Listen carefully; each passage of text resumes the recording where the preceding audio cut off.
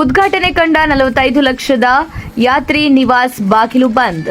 ಸೀಮೆ ಜಾಲಿ ಪೊದೆಯಲ್ಲಿ ಸರ್ಕಾರಿ ಕಟ್ಟಡ. ಹೌದು, ಇದು ಚಳ್ಳಕೆರೆ ನಗರದ ಹೊರವಲಯದ ಶ್ರೀ ಜಗಳೂರಜ್ಜ ಮಹಾಸ್ವಾಮಿ ದೇವಸ್ಥಾನ ಸಮೀಪದಲ್ಲಿ ಸುಮಾರು 45 ಲಕ್ಷ ರೂಪಾಯಿ ವೆಚ್ಚದಲ್ಲಿ ನಿರ್ಮಿಸಿರುವ ಯಾತ್ರಿ ನಿವಾಸ್ ಉದ್ಘಾಟನೆ ಕಂಡು ದಶಕ ಕಳೆದರೂ ಇಂದಿಗೂ ಪ್ರವಾಸಿಗರಿಗೆ ಉಪಯೋಗವಾಗಿಲ್ಲ. 2015ರಲ್ಲಿ ಶಂಕುಸ್ಥಾಪನೆಗೊಂಡು 2017ರಲ್ಲಿ ಆಗಿನ ಮುಖ್ಯಮಂತ್ರಿ ಸಿದ್ದರಾಮಯ್ಯ ಅವರಿಂದ ಉದ್ಘಾಟನೆ ನೆರವೇರಿಸಲ್ಪಟ್ಟ ಈ ಕಟ್ಟಡ ಇದೀಗ ಸೀಮೆ ಜಾಲಿ ಪೊದೆ ಸೇರಿ ಕುಡುಕರ ಅಡ್ಡೆಯಾಗಿ ಪರಿವರ್ತನೆಯಾಗಿದೆ. ಕೋಟೆನಾಡು ಚಿತ್ರದುರ್ಗ ಐತಿಹಾಸಿಕ ಹಾಗೂ ಪ್ರವಾಸಿ ತಾಣವಾಗಿದ್ದು, ಪ್ರವಾಸಿಗರ ವಸತಿಗಾಗಿ ನಿರ್ಮಿಸಿದ ಈ ಯಾತ್ರಿ ನಿವಾಸ್ ಬಳಸದೇ ಇರುವುದು ವಿಪರ್ಯಾಸವಾಗಿದೆ. ಸಾರ್ವಜನಿಕ ತೆರಿಗೆ ಹಣದಲ್ಲಿ ನಿರ್ಮಿಸಿದ ಕಟ್ಟಡಕ್ಕೆ ಅಗತ್ಯ ಮೂಲಭೂತ ಸೌಲಭ್ಯ ಒದಗಿಸಿ ಬಾಗಿಲು ತೆರೆಯುವವರೇ ಇಲ್ಲ ಎಂಬ ಪ್ರಶ್ನೆ ಇದೀಗ ಸಾರ್ವಜನಿಕರಲ್ಲಿ ಮೂಡಿದೆ.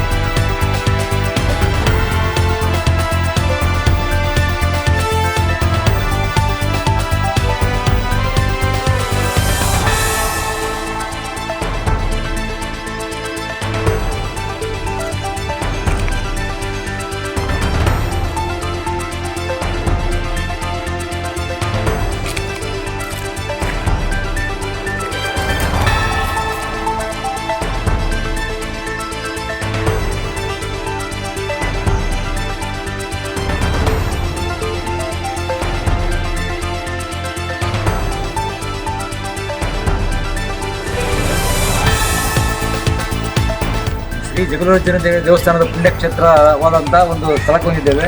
ಇಲ್ಲಿ ಸುಮಾರು 50 ಲಕ್ಷ ಅಂದರೆ 47 ಲಕ್ಷ ರೂಪಾಯಿ ವೆಚ್ಚದಲ್ಲಿ ಒಂದು ಯಾತ್ರಿ ನಿವಾಸ ಅಂತ ಕಟ್ಟಿಸಿದ್ದಾರೆ. ಅದು 2015ರಲ್ಲಿ ಶಂಕುಸ್ಥಾಪನೆ ನೆರವೇರಿದೆ. 2017ರಲ್ಲಿ CM ಸಿದ್ದರಾಮಯ್ಯ ಅವರು ಇದನ್ನು ಉದ್ಘಾಟನೆ ಮಾಡಿದ್ದಾರೆ. ಉದ್ಘಾಟನೆ ಮಾಡಿದ್ದ ಗಡಿ ನೋಡ್ಬೋದು. ಉದ್ಘಾಟನೆ ಮಾಡಿದ್ದ ಗಡಿ ಇಲ್ಲಿ ಮತ್ತೆ ಯಾವುದೇ ಇಲ್ಲಿ ವಾಸಕ್ಕೆ ಯೋಗ್ಯತೆ ಬಿಟ್ಟಿದೆ ಇಲ್ಲದ ಕಾರಣ ಗಿಡಗಂಟೆಗಳು ಬೆಳೆದಿದ್ದಾವೆ. ಮತ್ತು ಕುಡುಕರ ಅಡ್ಡೆಗಳಾಗಿದ್ದಾವೆ. ಈ ಸ್ವೀಟು ಕುಡುಕರ ಅಡ್ಡೆಗಳಾಗಿದೆ.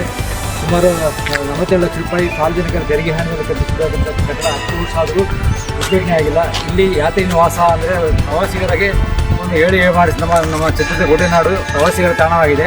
ಇದು ಪ್ರವಾಸಿಗರಿಗೋಸ್ಕರ ಕಡಿಮೆ ದರದಲ್ಲಿ ಉಳ್ಕೊಳ್ಳೋಕ್ಕೋಸ್ಕರ ಮಾಡಿರ್ತಕ್ಕಂಥ ಇದೊಂದು ಪ್ರವಾಸಿ ತಾಣ. ಆದರೆ ಇದು ಉದ್ಘಾಟನೆ ಆಗಿಲ್ಲ. ಉದ್ಘಾಟನೆ ಆಗಿದ್ದ ಗಿಡಗಂಟೆಗಳು ಇದ್ದಾವೆ. ಮತ್ತು ಈಗಾಗಲೇ ಶಿಥಿಲವಾಗಿ ಬಂದಿದೆ. ಹಿಂದ್ಗಡೆ ಕಟ್ಟಡ ಬಿರುಕಿದೆ.